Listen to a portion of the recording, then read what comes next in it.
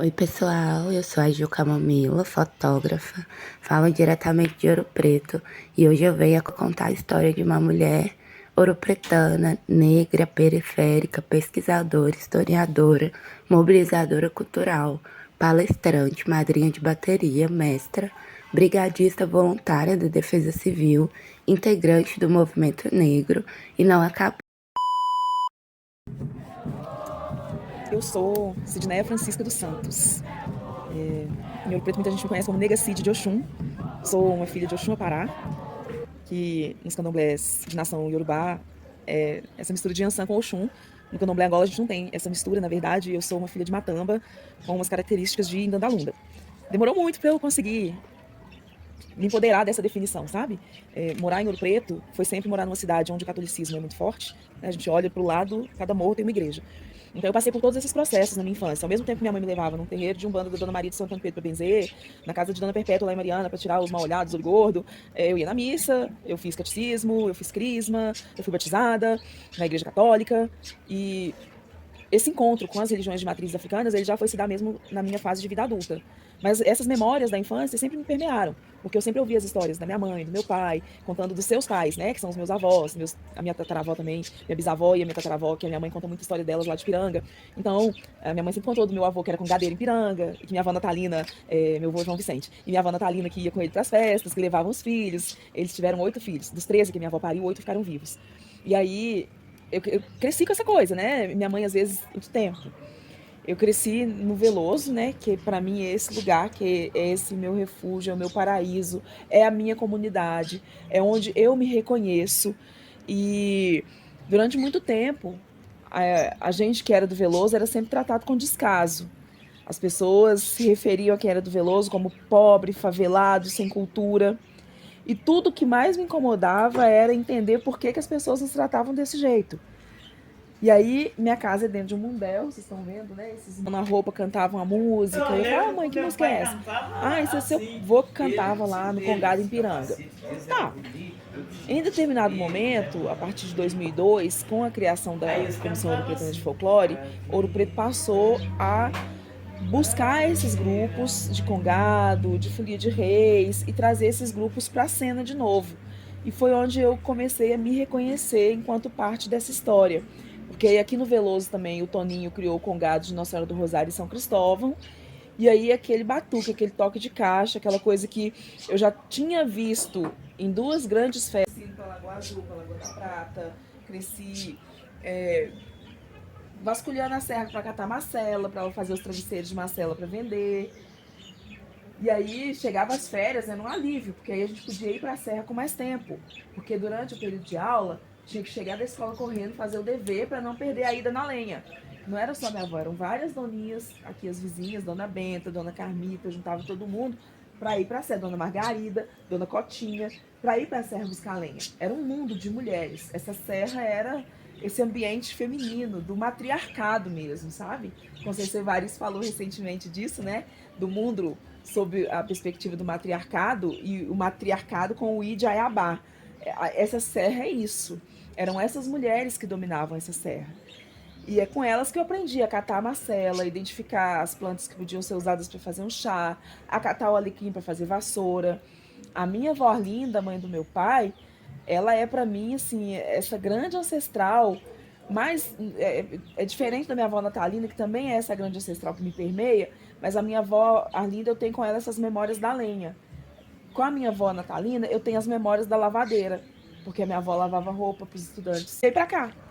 Então, a minha história está permeada por essas diásporas internas desse povo preto que já tem no DNA essa coisa né, de ser movido dos lugares e foram se enredando. E aí minha mãe conheceu meu pai, eles se casaram, eles viveram junto. E a minha infância era café com farinha. Até uma vez que passou um moço vendendo as panelas e tinha uma panela de fazer broa sem precisar usar o forno. Que era mais econômico, porque se minha mãe ficasse fazendo broa no forno toda vez, gastava o gás muito depressa. E no fogão a lenha não era todo dia que dava pra ela cozinhar, porque quando chovia não tinha jeito e tal. Aí a gente passou a ter broa todo dia, porque tinha essa panela, tem ela até hoje, de fazer a broa. E esse costume também tem até hoje. Todo dia de noite minha mãe bate uma broa pro café da manhã do outro dia. Aqui, os nossos terreiros todos têm história. Eu não sei se... E aí, essas pedras, que são as pedras de canga, né? Que aquele ditado, enquanto descansa, carrega pedra, é exatamente isso. Enquanto tá cavando, tá construindo uma estrutura para... Tá, né, desabando a encosta para fazer o desmonte a céu aberto, tudo era aproveitado. E aí a pedra de canga, também chamada de cabeça de negro, por causa do nosso cabelo que é crespo, né? É essa pedra que foi usada para construir Ouro Preto inteira. A cidade toda. Elas são filhas do irmão mais velho da minha mãe, que é garçom há mais de 50 anos. 54 agora. O primeiro trabalho dele foi no Grande Hotel como jardineiro. Depois ele entrou para a profissão de garçom, ele já ganhou até a medalha de Inconfidência, porque ele é o garçom mais velho de Ouro Preto em atividade até hoje. E ela correu atrás, registrado! Vamos ver Miguel aqui, ó. Miguel foi Bituca criança no filme do Milton Nascimento. Não sei se você lembra que Du fez umas postagens. Não vi, não. Miguel foi o Milton Nascimento criança. Como disse Sérgio Pereira, todo preto é parente. O Veloso é uma grande potência. O nome Veloso, que vem de José Veloso do Carmo, que foi o português que foi dono da entrada de Ouro Preto, da Pedra de Amolá, até que perto da rodoviária, essa encosta da serra inteira pertencia a ele, é esse lugar onde a mineração de ouro acabou, a escravidão, abre aspas, fecha aspas, foi abolida, as pessoas continuaram residindo nesses lugares e mantendo de alguma forma essas memórias. Né? Quando a Dona Pinha constrói a casa dela e mantém a parede, quando o meu avô vem morar aqui e mantém a parede, quando o Du reconstrói um terreno e acha a mina e mantém a mina, é manter essa memória viva. Essa memória é a nossa história, que foi tirada de nós durante tanto tempo, né? Durante tanto tempo a gente era só escravo que fazia serviço braçal e a gente nunca se compreendeu dentro disso.